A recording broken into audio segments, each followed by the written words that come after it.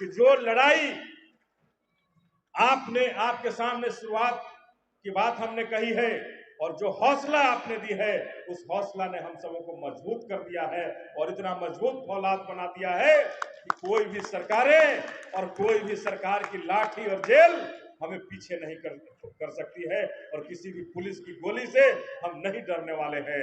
अब अपने हक और हुकूक के अधिकार को लेकर रहेंगे। तो एक बार फिर से हम कहेंगे कि एक नारेबाजी हमारे साथ कर ले कि बाबा साहब अमर रहे, छत्रपति साहू जी महाराज अमर रहे, रामविलास पासवान अमर रहे, कर्पूरी ठाकुर अमर रहे, जगदेव बाबू अमर रहे, ज्योतिराव फूले अमर रहे, काशी राम जी अमर रहे, बिरसा मुंडा अमर रहे।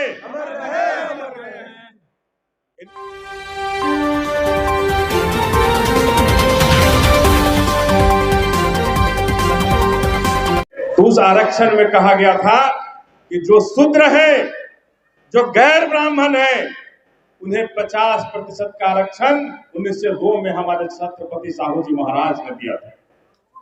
ये 1902 में 50% का आरक्षण उन्होंने देकर कहा था कि जो शूद्र है, जो गरीब है, जिन्हें हमने पढ़ने नहीं दिया है, उसके लिए हम आरक्षित कर रहे हैं कि वो पढ़ेंगे, आगे बढ़ेंगे, नौकरियों में आएंगे और उनके समाज में उनका जीवन अच्छा होगा, वो बढ़ने लगेंगे। आज की सरकारें क्या कर रही है? करे नहीं, आरक्षण की परिभाषा को बदल दो। हम सबों ने मिलकर आज आरक्षण दिवस के दिन पर अपनी आरक्षण हिस्सेदारी को मानने का मांग रखा है कि हमारी आरक्षण, जो हमारा हक है, हमारा हुकूक है, जो अधिकार हमें बाबा साहब ने दिया है, उस अधिकार को हमें लेना है, अधिकार को लेना है। आज अधिकार हमें अपने घर बैठे नहीं मिलेगा, हमें अधिकार घर बैठे नहीं मिलेगा। हम हाथ पर हाथ धरे रह जाएंगे, देखते रह जाएंगे टुक टुक, हमें अधिकार नहीं मिलेगा। उस अधिकार के लिए जरूरत आन पड़ी है, हमें लड़ने की जरूरत आन पड़ी। बाबा साहब ने जो कहा था कि शिक्षित बनो, ये जो कठपुतलियां सरकारें हैं, चाहे वो बिहार की सरकार हो या भारत की सरकार हो, जो संविधान विरोधी सरकार है, जिन्होंने 10% जो आरक्षण दिया, वो संविधान के विरोध में आरक्षण दिया है, वो संविधान के विरोधी आरक्षण है। हम इस आरक्षण का वापसी चाहते हैं। ये 10% को, सवर्णों को आरक्षण जो दिया गया है, ये घोर संविधान विरोधी है। इसे संविधान में कहीं जगह नहीं है।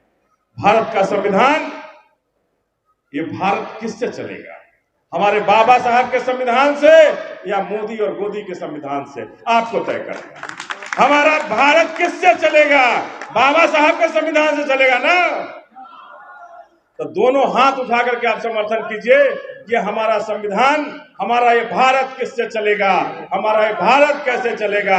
बाबा साहब अमर रहे, बाबा साहब अमर रहे, छत्रपति साहू जी महाराज अमर रहे, छत्रपति साहू जी महाराज अमर रहे, छत्रपति साहू जी महाराज अमर रहे।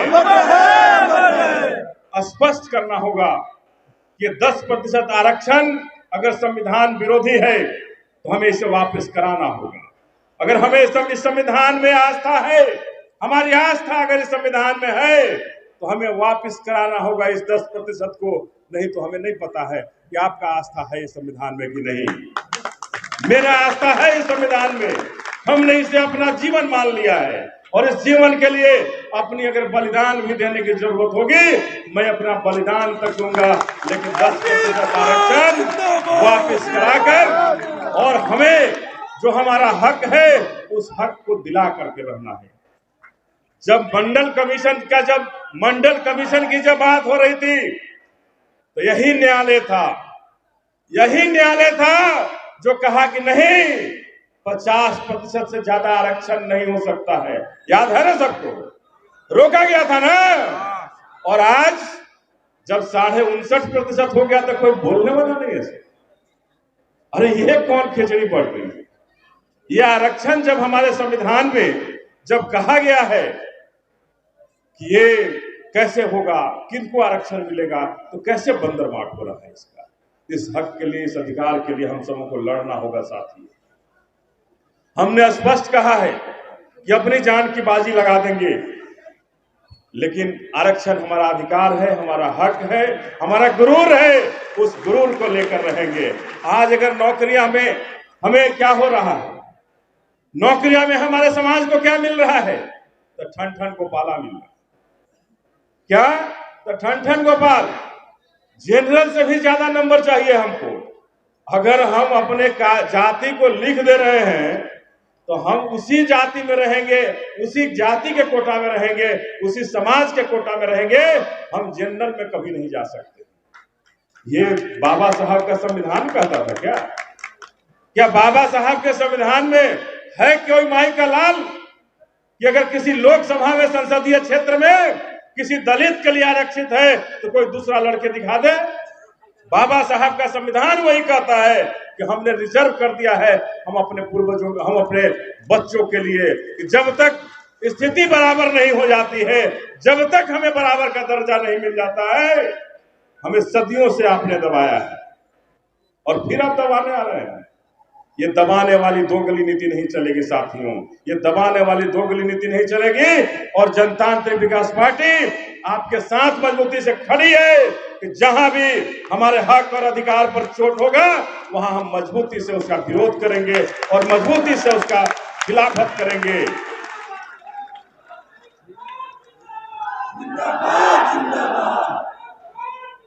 बाबा साहब अमर रहे, केवल कहने से नहीं अमर होंगे हमारे बाबा साहब। बाबा साहब ने हमें मंत्र दिया था कि शिक्षित बनो। इन निकम्मी सरकारों ने क्या किया? शिक्षा के उस मंदिर को ही उजाड़ दिया जिसकी कल्पना बाबा साहब ने की। उन शिक्षा के मंदिरों में क्या हुआ? जहां हम सरकारी विद्यालयों में जाते थे पढ़ने, अब बड़े बड़े मंत्रियों के स्कूल और कॉलेज खुल गए। अब सारे मंत्री और स्कूल माफियागिरी कर रहे हैं। सारे मंत्री, विधायक, सांसद इन सरकारों के स्कूल और कॉलेज चला रहे हैं। ये कौन सी सरकार है? आप सरकारी संस्थानों को क्यों बंद करते जा रहे हैं?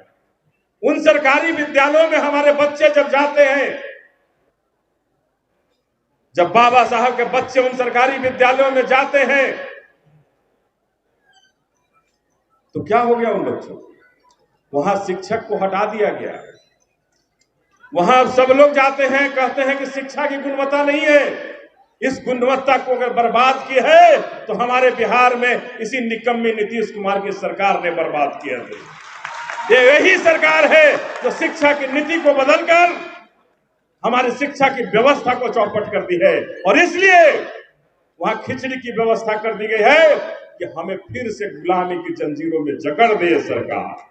हमें इस गुलामी की जंजीरों में जकड़ने के लिए सरकार खिचड़ी की व्यवस्था की है। हमें शिक्षा की व्यवस्था चाहिए ना। बाबा साहब ने अगर हमें कहा था कि शिक्षित बनो, तो शिक्षा का पहला दरवाजा इन सरकारों ने बंद करके बाबा साहब के संविधान का गला घोटने का काम किया है, गला घोटने का काम किया है साथियों। तो हम कहना चाहते हैं कि हमें सबसे पहले अपने बच्चों की शिक्षा के लिए चिंतित होना और उन शिक्षा की व्यवस्था को मजबूत करना होगा। जहां इन सरकारों ने उन्हें खंडहर बना दिया है, उस इमारतों को फिर से इमारत बना करके वहां अपने बच्चों की इमारत लिखनी पड़ेगी। अपने बच्चों की इमारत लिखनी पड़ेगी हमें अपने हाथों से, तभी हमें हमारा हक मिलेगा। नहीं तो हम साक्षर बन के क ख ग पढ़ करके, ABCD पढ़ करके शिक्षित नहीं हो पाए। इसलिए हम आपसे कहने आए हैं, कहना चाहते हैं कि अगर हम बाबा साहब अमर रहे का नारा लगाते हैं, बाबा साहब के अंदर आस्था है, मान्यवर काशीराम के साहब की तरफ आस्था है, सरदार पटेल के विचारों से में आस्था है, चौहरमल साहब के विचारों में आस्था है, छत्रपति साहू जी महाराज में आस्था है, तो आस्था है तो सबसे पहले हमें शिक्षा के लिए जागरूक होना होगा कि हमें शिक्षा का मंदिर का दरवाजा हमारे बच्चों के लिए बढ़िया से खुले और इन माफियागिरी जो शिक्षा की व्यवस्था है, ये शिक्षागिरी व्यवस्था बंद होनी चाहिए। एक तरह की शिक्षा नीति बननी चाहिए और हम सरकारों को आगाह करना चाहते हैं, चाहे बिहार की सरकार हो या भारत की सरकार हो, ये दो गली शिक्षा नीति नहीं चलेगी। हमें अधिकार आरक्षण जीवन भर नहीं चाहिए। अरे हम तो तुम्हारा गट्टा पकड़ लेंगे, गर्दन पकड़ लेंगे 2 मिनट में, लेकिन साथ बैठ के पढ़ने को पढ़ तो लो हमारे साथ। हम कहना चाहते हैं कि हमारे सामान्य वर्ग के लोग कहते हैं कि आरक्षण तो भीख है, भीख नहीं चाहिए। अरे जिस व्यवस्था में तुम पढ़ रहे हो उसी व्यवस्था में हमारे बच्चों को भी पढ़ने दो। जिस दिन हमारे बच्चे उस व्यवस्था में पढ़ लेंगे,